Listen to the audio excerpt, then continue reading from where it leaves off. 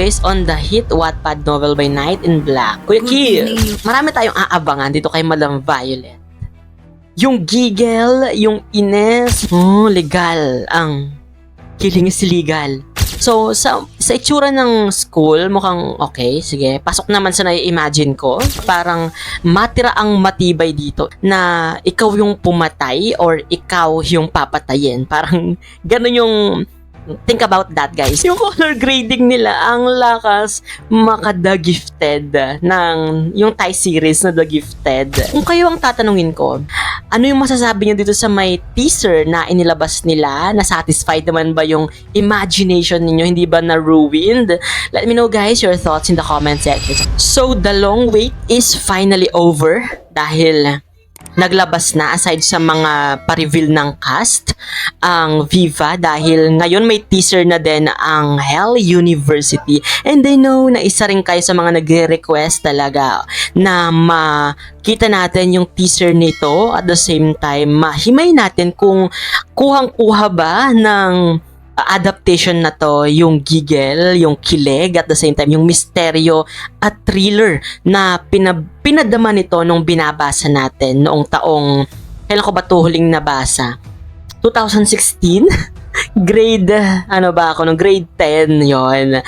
Nabasa na ko yun, at the same time inask ko din yung friend ko na avid reader talaga ni Night in Black, ni Kuya Kib, and mukhang okay naman daw as per her. Kaya na-curious din ako kung ano ba yung magiging kalalabasan nito. Kaya naman panoorin natin tong official teaser ng Hell University na mag-start na pala ngayong February 6 sa Viva One. Let's go. Hell University teaser. Guys, parang malapit na tayo. Sigurado ka ba rito, Mia? May tao kaya sa loob? Okay. So kung titignan natin yung ano dito, yung kanilang place, mukhang eksakto naman na liblib, misteryoso, dahil love na mga character na to, yung mga si Zane at saka yung mga friend niya is love na love talaga yung may pagka-adventurous sila. So sa itsura ng school, mukhang okay, sige, pasok naman sa nai-imagine ko. Baka dapat bumalik na lang tayo. Okay, ito na sila. Hell University. The logo though. Viva One. May mga pinto na kapag sumara, iba ka na paglabas. Ari, ang big. Kapag alas 7, Bayan University. The look, yung nakikita nating look ng university dito. Alright, sige. Nandun pa rin naman yung takot, di ba? Nandun pa rin naman yung kilabot. Good thing yung lighting is dark talaga. At the same time, masasabi ko siguro dito na satisfied ako at the moment sa itsura ng school nila. However, sana mas, alam mo yun, although I know naman yung budget, yung problem, magiging problem dito kung mas palalawakin pa nila yung itsura nitong Hell University. But all in all, sige, goods.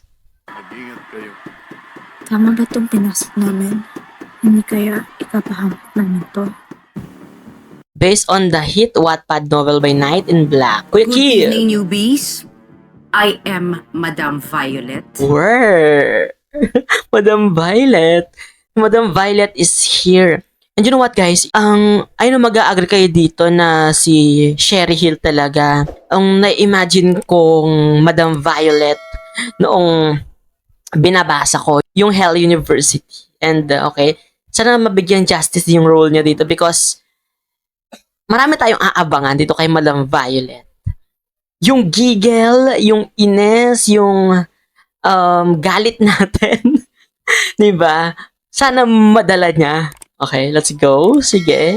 We are not your conventional university. You should know our one and only rule. 7 p.m. to 5 a.m. is what we call Bloody Night. The Bloody Night. Okay? You are free to do whatever you want within that time frame. Legal ang Legal ang Killing is illegal. Okay, nice. Sige. Welcome to Hell University. Yung color grading nila, ang lakas maka-The Gifted ng yung Thai series na The Gifted. And mukhang the emotion na si-sense ko natin pagka-gore, yung may pagka-thriller, at the same time horror nung mga eksenang pinakita nila dito. Though hindi pa natin nakikita si Ace, but yeah, sa pagpasok nila dito sa Hell University, marami pa tayong mga dapat abangan dito. Simula pa lang to guys, no? May mga betrayal tayong makikita, may mga survival. Kumbaga parang matira ang matibay dito na ikaw yung pumatay or ikaw yung papatayin. Parang ganun yung think about that guys, yung pag magiging plot nitong Hell University. Well, spoiler yon, but papatatagin din nito yung emotional strength mo. The same time, kung paano mo dalhin yung emotion mo dito dahil ang daming mangyayari dito na sana ay madala nila dito sa live adaptation na ito. Kasi yung mga like sila talaga yung parang bubuhag dito sa may madilim, karungmaldumal at dark na system ng Hell University. And another spoiler na little did you know na parang out sa kamay ng government itong Hell University. Well, fictional lang naman siya. Yun, wala silang mga rules dito, hindi sila sinasakop ng batas. Ang galing kasi nung pagkakakwento nito ni Kuya Kib. But all in all, yun, tama na yung spoiler. Marami tayong mga dapat abangan dito na mapapahawak tayo sa kinauupuan natin, and wini-wish ko na maidala nila ito dito sa may digital screen or sa screen, di ba? Sa live adaptation. And yun, napanood na natin itong teaser pa lang naman ng Hell University at wala pa yung full trailer niya. Balikan nyo nga ako dito kung naglabas na sila ng full trailer at silipin din natin yon. So, kung kayo ang tatanungin ko, ano yung pinaka-inaabangan yung eksena dito sa may Hell University? Ano yung masasabi nyo dito sa may teaser na inilabas nila? Na-satisfied naman ba yung imagination ninyo? Hindi ba na-ruined? Let me know guys your thoughts in the comment section. Siyempre kung hindi ka pa rin nakasubscribe sa channel ko, don't forget to hit that subscribe button and that notification bell para lagi kayong updated sa mga videos na i-upload ko pa. This has been CJ guys, your man of letters. Stay safe and stay motivated. Thank you for watching guys. Bye!